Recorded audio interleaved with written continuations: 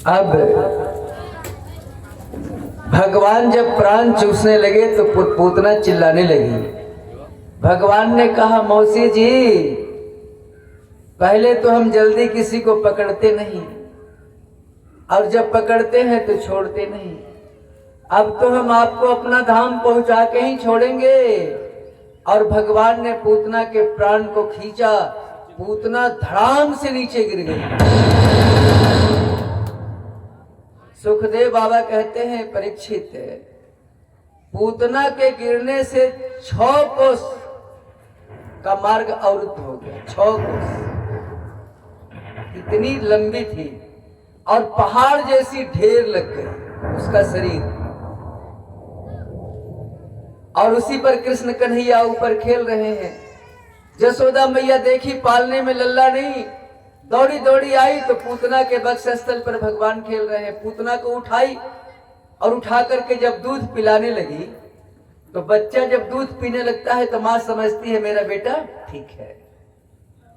इसके बाद पंचगव्य से भगवान का स्नान कराया जसोदा मैया। यदि बच्चे पर शंका हो जाए कि कोई कुछ टोना टुटका हो गया है तो पंचगव्य से स्नान करा देना चाहिए। गाय का 5 चीज, गौमूत्र, गोबर, दूध, दही, घी, 5 चीज से मिला करके यदि बच्चे को स्नान करा दिया जाए तो किसी भी तरह का अलाई बलाई होगा तो खत्म हो जाएगा। पंचगव्य से स्नान कराई। तब तक नंद बाबा पहुंच गए। नंद बाबा से ब्रजवासियों ने कहा, बाबा देख, ये पूतना है। अब तो वृंदावन मथुरा के मार्ग भी बंद हो गए, जिसके चलते पहाड़ का ढेर लग गया।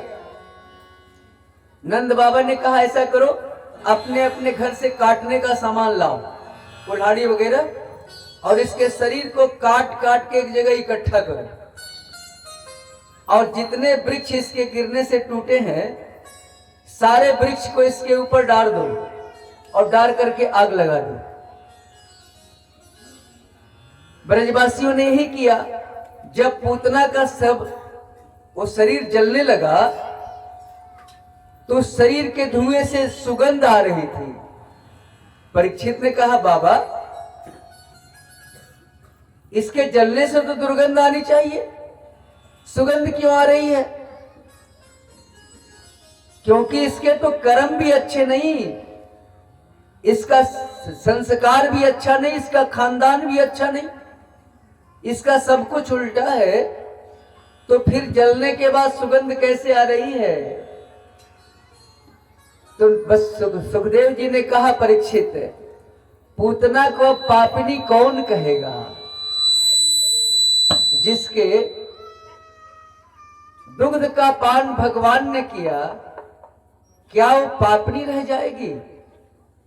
भगवान तो उद्धार के लिए बहाना ढूंढते हैं कि किसी भी तरह भक्त मेरे पास आ जाए, उसका हम कल्याण कर दें।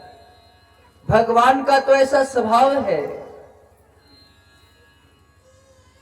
और यदि भगवान का ऐसा स्वभाव नहीं रहता तो भगवान के पास कौन जाता? सुनी ही रहती अदालत तुम्हारी, भगवान की अदालत सुनी रह जाती यदि कृपा की आदत भगवान की नहीं होती तो। इस तरह से पूतना का उद्धार भगवान ने किया। और एक समय की बात सुनो परीक्षित, एक बार जसोदा मैया हर समय उत्सव मनाने का बहाना ढूंढती है। अरे लल्ला आज बुधवार है, लल्ला का जन्म बुधवार के दिन हुआ था। अरे अष्टमी तिथि है, लल्ला का जन्म अष्टमी तिथि को हुआ था। प्रायः उत्सव मनाने का प्रयास करती है किसी न किसी बहाने। एक दिन लल्ला पालने में सोया हुआ था और सोए सोए करवट बदल दिया।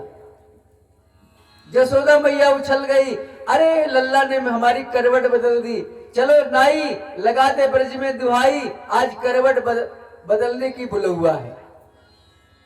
अब सारी गोपियां दौड़े दौड़े चली आई, गीत मंगल शुरू कर दिया आंगन में। जसोदा मैया बोली, अरे बहन रुक जा, मेरा लल्ला अभी अभी सोया है। गोपियां बोली, सुन बहन, यदि तू हमें बुलाई है तो गीत मंगल हम गाएंगी। अच्छा बहन ठहर, जरा सा नेक सा रुक जा। लल्ला के पालने को उठाई और आंगन के माट मटके को बाहर निकाली, और सखटासुर जो था वो बैलगाड़ी बन के नंद बाबा के दरवाजे पर आके खड़ा हो गया। जसोदा मैया ने बैलगाड़ी के पीछे पालने लटका दी और बैलगाड़ी पर सारा सामान अपना मटका उटका दूध दही वाला रख दी। आंगन में गीत होने लगे। लल्ला की नींद जब टूटी तो लल्ला क्या देख रहे हैं कि गीत हमारे लिए गाए जा रहे हैं आंगन में, और हमें बैलगाड़ी के पीछे लटकाया गया है। लल्ला को आ गई गुस्सा। और बालकों का बल क्या होता है? बालक जब माता पिता को बुलाना चाहते हैं तो बालकों का बल क्या होता है? बाला नाम रोदनम बलम। बालकों का बल होता है रोना। पहले भगवान खूब रोए। रोने के बाद भी जब जसोदा मैया नहीं सुनी तो भगवान को आ गई गुस्सा। भगवान ने एक लात मारी और गाड़ी आकाश में उड़ गई। जब गाड़ी नीचे गिरी तो सारे गाड़ी बिखर गए, पहिया उधर कुछ उधर, और जितने ददिया सास के जमाने के मटके थे सारे चकनाचूर हो गए। दौड़ी दौड़ी जसोदा मैया आई, देखती है कि ये तो गाड़ी समूची बिखरी पड़ी है। कुछ छोटे छोटे बच्चे वहां खड़े थे।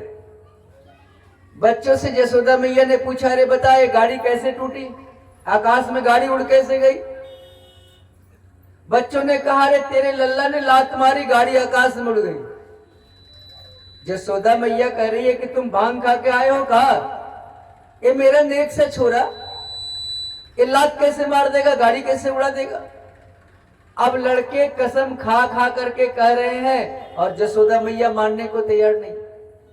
जसोदा मैया लल्ला को उठा करके ले गई और ले जा करके पंडित जी को बुला करके ग्रह नक्षत्र शांत करवाई कि लगता है मेरे लल्ला पर कोई अलाय बलाय आ गई है, बार बार इस पर कोई संकट आ रहा है। अब एक समय की बात सुनो परीक्षित, भगवान को जसोदा मैया दुग्ध पान करा रहे थे और भगवान दुग्ध पान किए जा रहे थे। जसोदा मैया सोची कि बच्चा कितना दूध पिएगा, अब उछालने लगी। अब उछालना बंद कर देती तो भगवान रोने लगते। अब भगवान ने क्या देखा कि तृणावर्त बवंडर का रूप बना के आ रहा है।